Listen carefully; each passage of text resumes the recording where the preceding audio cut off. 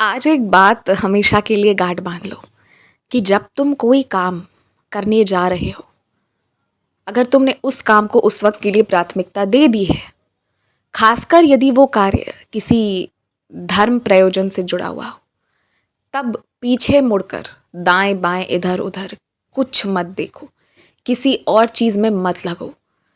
तुम्हें अब ये समझना बहुत ज़रूरी है कि किस चीज़ को तुम्हें सबसे ऊपर सबसे आगे रखना है। उस कार्य को पहले करो। तुम ये जानते हो ना कि अगर तुम्हारे अंदर जो खास चीज़ें हैं वो नहीं होती तो तुम अस्तित्वहीन होते। तुम्हारे परिवार में भी कोई तुम्हारा सम्मान नहीं करता। तुमने अपना सम्मान अपनी भक्ति, अपने कर्मों से पाया है। और अगर वो नहीं होता ना तो ऐसी परिस्थिति खड़ी कर देते तुम्हारे ही अपने लोग कि तुम स्वयं ही सोचते कि किस विधि से, किस वक्त, कैसे करके भी मैं अपना जान दे दूं। इस स्थिति पर लाकर रखने की क्षमता रखते थे। वो तो मेरी कृपा थी और तुम्हारी भक्ति था कि तुम इतना बदल कर इतने मजबूती से अब खड़े हो और अब तो तरक्की के मार्ग पर और आगे बढ़ भी गए हो। तो ये सब समझाने का मेरा मतलब इतना है कि कभी भी घमंड या अहंकार मत करो कि अरे अब तो मैं स्थापित हो गया हूँ, अब तो जीवन स्थिर हो गया है। नहीं, ऐसा नहीं है।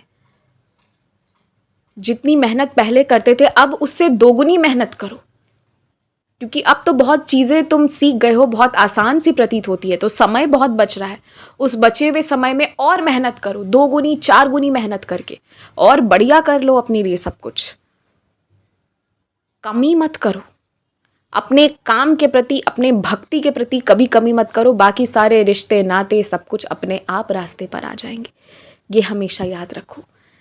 तुम भी व्यक्ति हो, इसलिए कभी कभी तुम्हारे मन में ईर्ष्या की भावना जागृत होती है, जो कोई बड़ी बात नहीं है। चाहे मेरी कितनी भी पूजा कर लो, ईर्ष्या से, मोह माया से, लालच से कोई बच नहीं पाता। आज नहीं तो कल वो थोड़ी बहुत आ ही जाती है।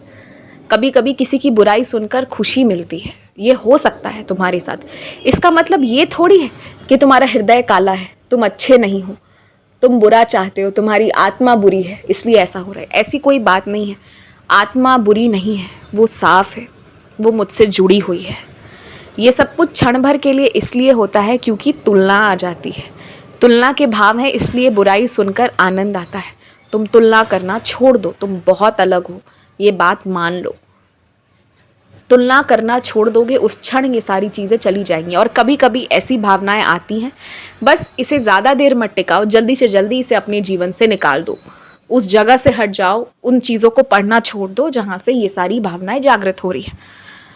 और उसके बाद इस सब से अलग हटकर वापस से सुकून की ज़िंदगी जियो।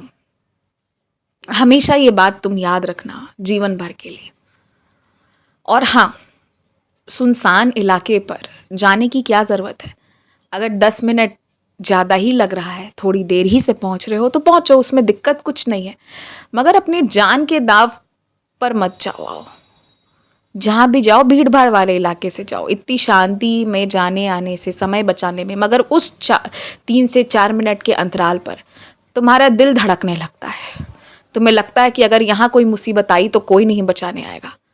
तो ऐसा ऐसा करना ही क्यों है तुम्हें? कोई ज़रूरत ही नहीं है उस तरह के मार्ग को अपनाने का। थोड़ा समय लेकर निकलो, मगर अपनी सुरक्षा के साथ खिलवाड़ मत करो।